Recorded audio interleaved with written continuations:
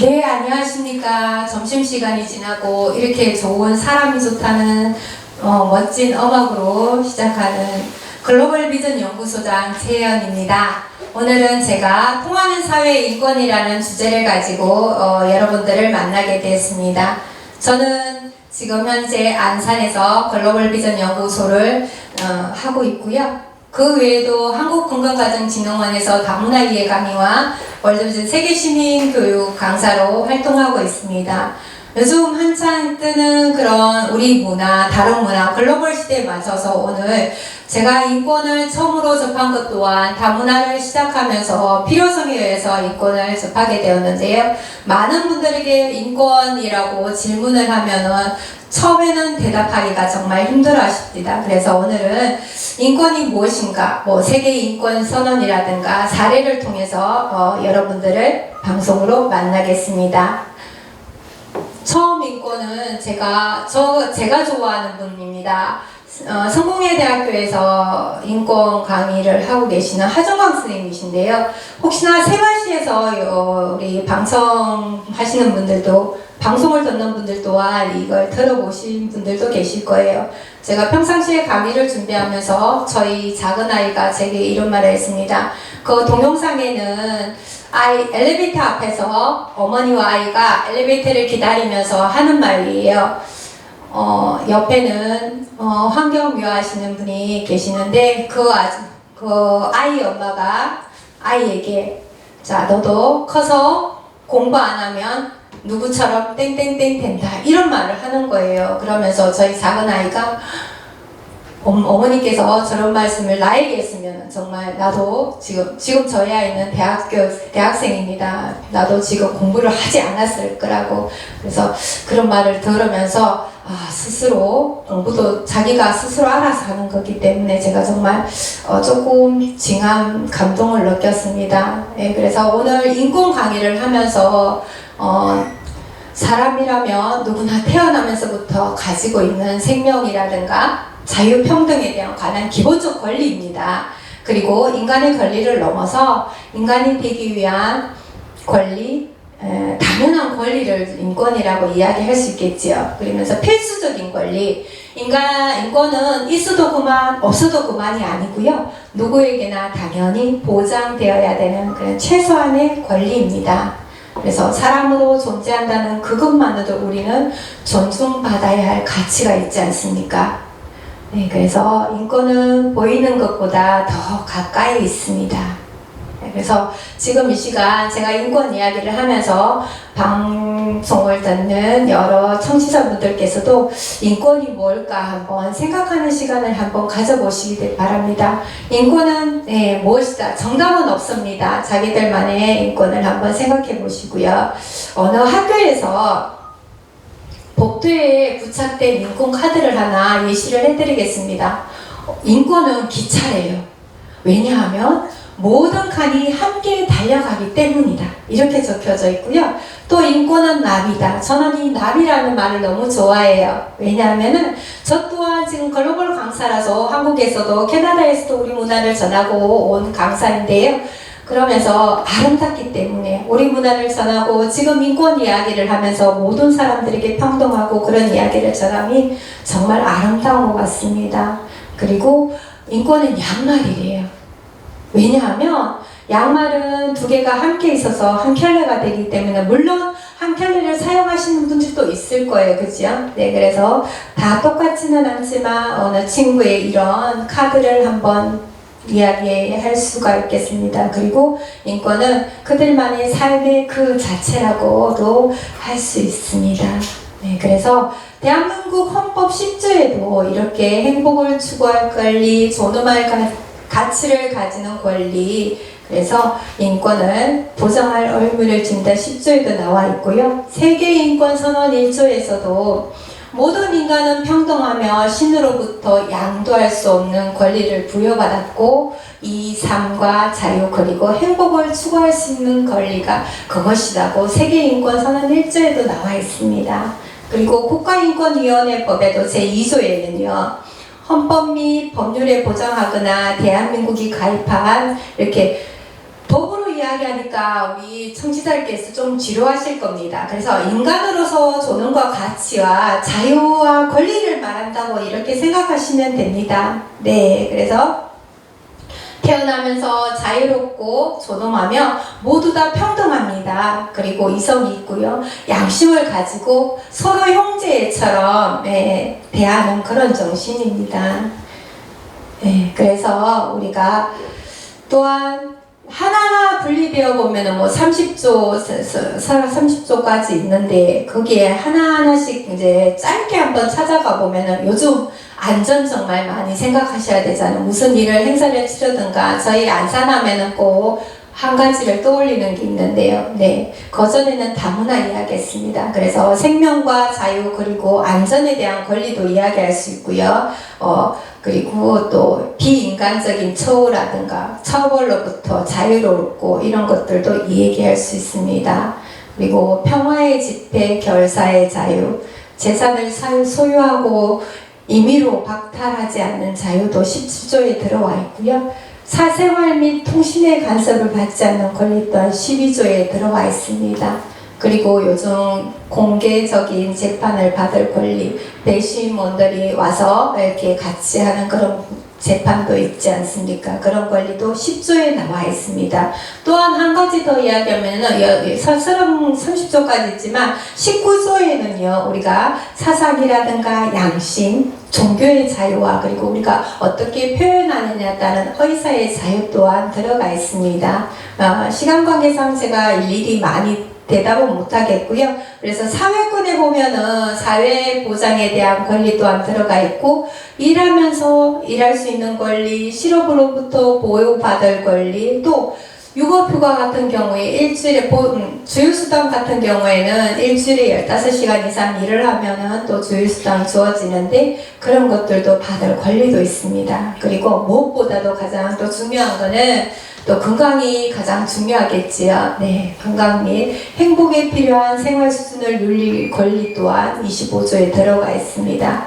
그래서 또 제가 좋아하는 겁니다. 교육은 죽을 때까지 배워야 된다 하더라고요. 네, 그래서 26조에는 또 교육을 받을 권리 또한 있습니다. 그래서 이렇게 세계인권선언 이야기를 한번 조금 많이 훑어보았는데 인권의 원칙에는 정말 자신과 타인을 존중하는 그런 원칙이 있고요. 또 인권은 빼앗을 수가 없습니다. 네, 평등하고 차별하지 않기 위해서 누구나 다 가질 수 있는 것과 인권은요 나눌 수 있을까요? 없을까요? 없습니다. 네, 그래서 인권의 제한 원칙에는 약자의 권리가 우선적으로 되어 있고요. 네, 또한 공공의 이익에 의해서 제한 원칙이 입각되어서 법률에 의한 제한 원칙에 입각하여 권리 제한 내용도 기존 법률 또는 관련 지침 기준에 따라서 이루어질 수가 있도록 합니다. 자, 이렇게 얘기하다 보니까 그럼 인권에도 차별과 차이가 들어가 있겠지요. 네. 그래서 앞에는 법적인 이야기, 세계인권선언 이야기를 하니까 조금 따분한 감이 있을 거예요. 지금 점심 먹고 벌써 2시 되면 나른한 오후가 시작될 것인데 제가 차이와 차별에 대해서 한번 더 이야기를 해볼게요. 차이는 이제 자기만의 개성이나 소질, 적성 그런 것들, 능력이 다르다는 걸 인정하는 거예요. 그리고 존중하는 것이고요. 차별은 우리 학교에서도 이런 거 좀 많이 들어가겠죠. 지금 다문화 친구들 요즘은 많이 변했습니다만 그래도 우리 친구들이 학교 생활을 하다가 같이 동요되지 못하고 다시 모국으로 돌아가는 중도입국 자녀들 또한 많이 있습니다. 그래서 저는 그들의 입장에서 많이 대변해 주려고 노력하는 사람이고요. 그래서 어떤 사람이나 집단이 가지고 있는 소질과 적성, 개성, 능력 이유로 거부하거나 따돌리는 것을 차별이라고 이야기할 수 있습니다. 그래서 여러 가지 이유 또한 있겠지요. 국가인권위원회법에는 성별이라든가 종교, 장애, 나이, 신분, 사회적 신분이나 출신 지역, 국가, 그리고 신체 용모 등 그런 것들, 인종, 특히 또 피부색 그런 것들과 이렇게 차별 사유가 될 수가 있을 것 같습니다. 또 이렇게 성격도 지역되는 것. 요즘은 그렇게 많이 변화는 없겠지만 학력 또한 조금 차별 사유가 될 수 있습니다. 네, 병역 모두 다 이야기하는 병역에도 차별 사유가 들어가 있습니다. 네, 그래서 사실 이제 인권이라는 그런 문제를 제가 사례로 한번 보면은 우리 화면에도 한번 나와 있겠지만 누구나 살아가는 가정이 삶이 뭐 똑같지는 않습니다. 환경이 열악하고 그런 것도 있겠지요. 신문지상에 보도시장에 보니까 집 안이 정말 쓰레기통인지 아닌지 분간할 수가 없고요. 아이가 학교를 안 왔는데 어느 날 이제 주말 농장 하는데 텃밭에서 이제 주말 농장 주인이 계속 이렇게 야채가 자꾸 없어지는 거예요. 그래서 주인이 지켜보다 보니까 어느 작은 소녀가 방울토마토를 따와서 집에 가서 그걸 가지고 와서 먹는데 안에 보니까 정말 집안에는 쓰레기로 가득 차 있는 거예요. 그렇게 생활하는 친구들도 있더라고요. 그래서 다 똑같지는 않지만 인권에서 빈곤도 한번 접할 수 있고요. 그리고 요즘 환경오염 다들 심각하게 생각하고 집에서 주방에서 나오는 가스레인지 냄새라든가 이런 것도 요즘 오염 얘기로 많이 들어와 있는데 환경오염이라든가 그리고 잔디밭에서 우리가 뭘 합니까? 운동을 하지요. 네, 축구를 한다든가 뭐 하는데 어느 날 잔디를 보호하기 위해서 전동 휠체어 장애인이 서울광장에 출입하는 걸 제한하는 것도 이것 또한 어떻습니까? 그 사례로 들 수가 있겠죠. 잔디를 보호하기 위해서 우리가 가서 뛰어놀 수도 있는데 모르고 전동 휠체어가 잔디를 파괴한다고 들어가지 말라고 합니다. 그런 것들. 그리고 학교에서 요즘 두발 자유화 하겠지만 그래도 짧은 머리를 유지해야 한다는 그런 학교에서 강제 두발로 단속하는 사례도 있습니다. 그래서 아이들이 어느 날 보면은 머리카락 뒤에 이렇게 집힌 가위로 어떻게 됐는지 이제 집에 가서 잘라라고 하겠지요. 그래서 잘라진 부분이 그 친구가 다니면서 얼마나 다른 사람이 보면 뒷편에서는 안 보이겠지만 마음적으로 조금 상처를 받지 않을까 그러한 것들이고요.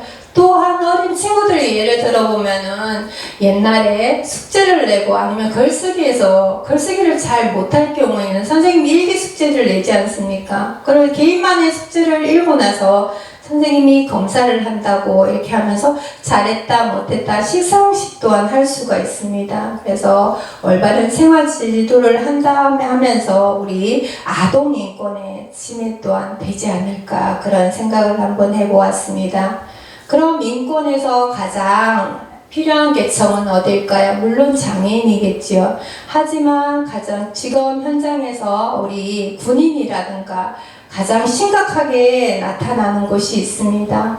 어디일까요? 네, 제가 군인이라고 얘기했지요. 시민단체에서 법률소비자연맹에서 조사를 했는데요. 가장 심각하게 나타나 있는 생각도 있고 뭐 별로 그렇지 않다 이렇게 몇 프로가 따로따로 나와 있는데 심각한 분야, 인권 침해에서 가장 심각한 분야는 개인정보 유출을 꼽았습니다. 그 다음에 사생활 침해이고요. 검찰, 경찰에 의해서 인권 침해가 16.3%로 나타났습니다. 그리고 소비자연맹은 정부, 기업 등의 무분별한 개인정보 수집을 억제하고 경제개발기구에서 개인정보 보호가 가드라인을 준수해야 된다고 얘기도 한번 강조를 했습니다. 그럼 가장 심각한 곳은 군대입니다. 군대. 저도 얼마 전에 다문화예의 강의로 군대에 갔는데요. 또 자기들만의 뭐 이렇게 대답하고 이런 것들이 젊은 친구가 지금 학교를 다니다가 바로 들어가면 얼마나 활발하게 활동을 하겠습니까? 그런데 군대 교육이 있다 보니까 그게 맞춰서 하지 못하는 그런 심각한 인권 침해 장이 가장 군대라고 합니다. 그래서 또한 그 다음은 장애인도 될 수 있겠지요.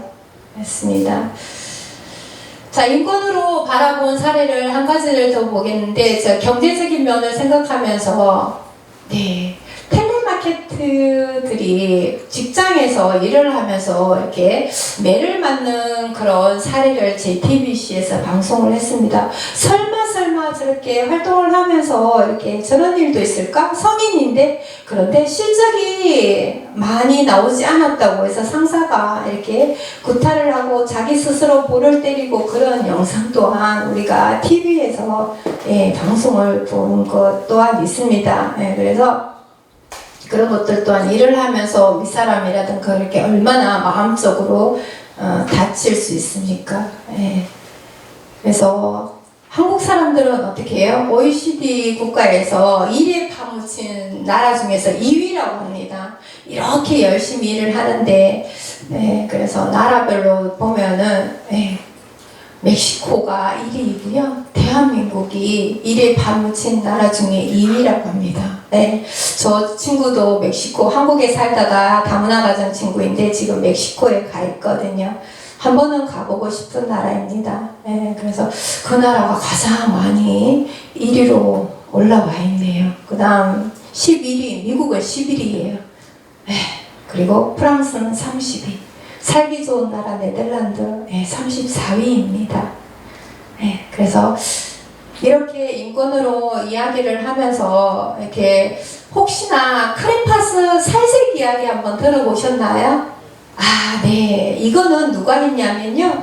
외국인 노동자들이, 아이들이 이야기하는 것들, 무슨 노동자 20명이 이렇게 제소한 일인데, 유치원생들이 크레파스를 살색이라고 했을 때, 틀렸다고 이렇게 얘기했어요. 그래서 나중에는 살구색, 옅은 살구색. 우리가 크레파스에 보면 이 말이 없습니다. 그래서 살색이었고요.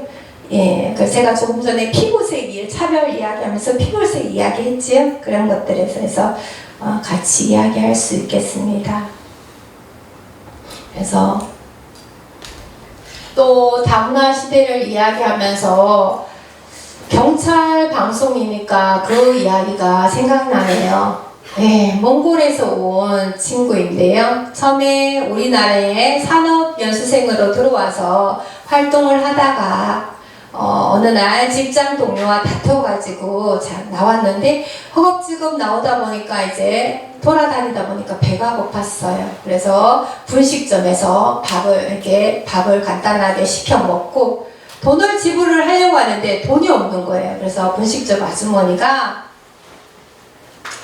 돈을 계산을 안 하니까 경찰에 신고했습니다. 그래서 몽골 사람들은요, 겉으로 보기에는 한국인이랑 거의 똑같대요. 그래서 정말 겉으로 보기에는 우리나라 사람이랑 똑같아서 경찰에 신고받고 나서 왜 음식을 그냥 먹었냐고 또 그렇게 해서 근데 답변을 잘 못하니까 조금 말이 어눌하고 답변을 잘 못하니까 정신적으로 이상한 사람인가 보다 이렇게 해서 처음에 정신병원까지 가서 6년 4개월 동안 의사의 처방 진단을 받고 그렇게 생활했습니다. 일반 정상인 다문화 가정 친구가 연수생으로 들어와서 그분은 이제 지금은 몽골에 돌아와서 열심히 생활을 잘하고 있는데 그때 6년 4개월 동안 정신병원에서도 생활하고 있는데 전단지가 직장 회사에서 전단지 그 몽골 꼬마리꾸롱이래요. 그 친구의 전단지 잃어버린 그 전단지를 붙들고 나왔는데도 불구하고 사람들이 별로 신경을 안 썼기 때문에 그 사람이 찾고 있었는데도 불구하고 찾지를 못하고 나중에는 의사 선생님이랑 정신병원에서 이렇게 이야기를 하다가 통역하시는 분을 우연히 알게 돼서 연계가 돼서 그 사람은 정신적으로 이상한 사람이 아니고 한국에 와서 돈을 벌러 왔다가 이렇게 동료랑 싸워서 나와서 이렇게 된 것 같은데 이제 정확히 파악해서 어떻게 어떤 상황에서 이렇게 됐다 그걸 밝히고 나서는 이제 모국으로 돌아갔습니다. 근데 그네 엄마가 꾸마리꾸롱 엄마는 그 충격으로 인해서 돌아가시고요. 그래서 풀뿌리 세상에서 이렇게 사연을 접하고 정말 죄송하다고 모금 활동을 해서 그 나라에 가서 정말 죄송하다고 하니까 아닙니다. 제가 잘못해서 그런 걸요. 이렇게 그렇게 이야기가 나오는 거여서 그 이야기를 들으면서 가슴 징한 걸 느꼈는데요.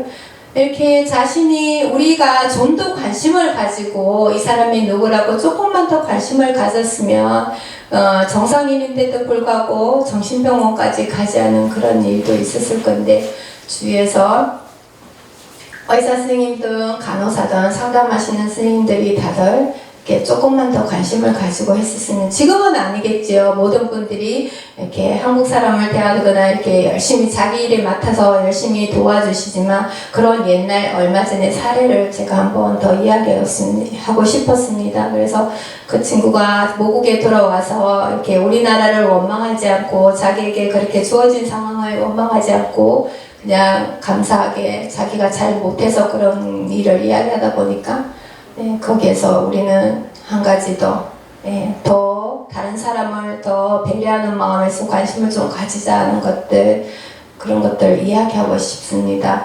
요즘은 또한 요즘은 핵가족화되다 보니까 가정 또한 이렇게 많은 사람들이 다들 자기 업무에 바빠서 엄마 아빠 뭐 할머니가 계셔도 따로 살고 이렇기 때문에 핵가족화가 많이 되어 있습니다. 그래서 아이들 또한 이렇게 물론 다는 아니겠지만 서로 배려하는 그런 것들이 조금 얕아진 것 같습니다.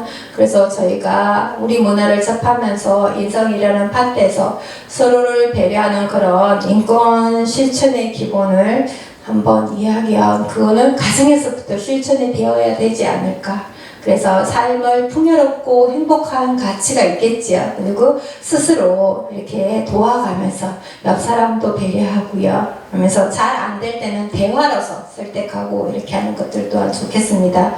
그래서 우리나라는 요즘은 그래도 범칙금이 좀 많이 강화가 됐습니다.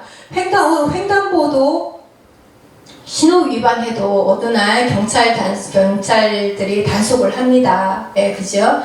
그런데 외국에 갔을 때, 제가 캐나다에 갔을 때 고속도로를 달리는데, 저희 같으면 120 세게 밟으면 이제 카메라가 없을 경우에는 좀 이렇게 규정 속도를 지키지요. 하지만 업무상 이렇게 빨리 밟을 수도 있겠습니다. 근데 외국에서 제가 간 나라에서는 아무리 바빠도 규정 속도를 지키고 그런 것들 그것 또한 공중도덕 또한 인권이 포함되지 않을까 그런 거고요. 근데 80년대에 어느 공무원이요 외국에서 대사 활동을 하다가 이제 끝나서 모국으로 돌아가는 일이 있는데 다음에 그 업무가 끝나고 다음에 이제 모국에서 자기 업무를 하다가 다시 한번 외국으로 들어가는 그런 업무를 받았는데 어느 날 그 나라에서 그 사람을 오지 말라고 했대요. 이 사람은 우리나라에 들어올 수 없습니다. 왜 그랬을까요? 그 사람이 일을 하면서 잘못된 범칙금을 하나도 안 내고 왔대요. 한국에 오면은 당연히 그게 없어질 거라 생각했겠죠. 근데 그게 다 기록이 되어 있어서 다음에 이제 업무차 다시 나가게 되었는데 이 사람은 오지 마세요. 우리나라에 들어올 수 없습니다. 이런 경우도 있었다고 합니다. 그래서 공중도덕은 절도 인권에서 한번 접해볼 수 있을 것 같고요. 인권은 선진국에 우리가 첫 번째 그러면 겸손도 제가 배려도 이야기했지만 저는 겸손을 이야기하고 싶습니다. 네. 혹시 장영신 회장님이 누구신지 아세요? 예, 어느 애견그룹의 회장님이시 여성 최초 CEO이신데요. 이분은 처음에는 그냥 가정 살림만 하다가 남편이 좀 일찍 들어가셔가지고 우연찮게 회사 업무를 보게 되었대요. 근데 회사 업무를 전혀 하지 않은 경우에서 업무가 얼마나 힘들었겠습니까? 그냥 집에만 있던 주부로서. 근데 처음에 어떻게 했냐면요. 업무가 모르니까는 일일이 본인이 직접 하나부터 열까지 다 배웠다고 합니다. 그리고 모르는 경우에는 윗사람인 같은 경우 이를 와서 가르쳐 달라고 하지 않습니까? 그런데 이분은 그러지 않았대요. 직접 찾아가서 아래 사람이지만 직접 찾아가서 업무를 배우고요. 네, 그런 회장님이셨대요. 그래서 우리가 이렇게 해서 또 윗사람이 아래 사람들도 배우고 정말 윗사람이지만 많은 것을 아래 사람에게 모범이 되는 그런 분이지 않을까. 그래서 세계 그룹, 세계 재계 몇 52건 지금은 제가 정확히 건수를 모르겠지만 네, 그 장현신 회장님이 이렇게 남편이 최몽인 사장님이 이렇게 돌아가시고 나서 최전선에 뛰어들 때 하나부터 처음부터 이렇게 겸손을 밑바탕으로 해서 이렇게 위대한 CEO가 되지 않았을까 그런 생각을 해봅니다. 예. 그리고 지금 제가 여자라서 이야기하는 건 아니지만, 네, 저것도 체가이고요. 이번에 제가 우연찮게 대만에 또 총통 취임식에 또 제가 참석한 좋은 일로 또 다녀왔는데요. 독일에도 메르켈 총리 또한 정말 우리가 배울 만한 분이세요. 우리가 윗사람이라면, 나라의 가장 윗사람인데 이분은요, 지역의 동네에서 마트에서 시장을 보고요. 예, 반찬 또한 직접 해서 대접한다고 합니다. 집안의 음식을 본인이 직접 이렇게 보기에는 사람들이 그래서 네, 총리가 이러면서 별로 잘 안 들어주었다고 합니다. 그런데 모든 사람들이 이제는 가식이 없고 겸손하다 보니까 독일인들이 이 거녀를 가장 좋아한다고 합니다. 그래서 주장을 굽히고요. 무슨 일이든 양보도 잘하고 사과도 잘하고 하다 보니까 많은 사람들이 모든 시민이 이해를 하는 그런 배려한 집단 메르켈 총리를 한번 이야기하고, 그리고 또 여성으로서 미국에서 지금 앵커로 유명하게 활동하신 분이었지요. 네, 지금도 왕성하게 그렇게 활동하시겠지만 이분은 또한 사소한 것에 감사하는 그런 사람이라고 합니다. 누구겠습니까? 네, 저기에 계신 임중 소장님 본인이라고 합니다. 아닙니다. 네, 자, 그런데 남들에게 유명한 앵커지만 호감을 얻으려고 애쓰려고 하지 말래. 네, 그리고 일과 삶이 최대한 조화를 이루도록 하고요. 다른 사람에게 정말 이번 또한 진실되게 하라고 합니다. 그런 것들을 인해서 자기가 윗사람에게 윗자리에 있지만 아래 사람을 생각하는 그런 것들을 이야기할 수가 있겠습니다. 그리고 제가 월드비전에서 활동을 하면서 따뜻한 사람으로 아름다운 협력을 나누는 세계시민교육 강사 우리 일반인들도 좋아하시는 한배아 선생님이십니다. 사람들이 모두 다 따뜻하게 대하다 보니까 이렇게 많은 사람들에게 어디든 달려가서 이렇게 도움을 주는 그런 분이신데요. 저도 이분을 정말 좋아합니다. 어려우면 두 손 두 발 들고 달려가서 하는 그런 아래 사람들이지만 언제나 그분들을 편에서 자리가 어디든 그 사람들 편에서 하는 도움을 주는 그런 분들. 그래서 누구나 하는 실수 잘못이지만 우리가 옆에서 아래 사람 위 사람이라고 잘못했다고 질책하면 아래 사람이 더 일을 잘 못하게 될 것입니다. 아시지요? 네, 그렇지만 말처럼 쉽지는 않아요. 먼저 용서를 하면은 마음 달리 먹으면 것처럼 쉬운 건 어렵지만 자꾸 실천을 하다 보면은 그게 더 습관화되어서 타인을 용서하는 것은 자신을 용서하는 것이라고 할 수 있습니다.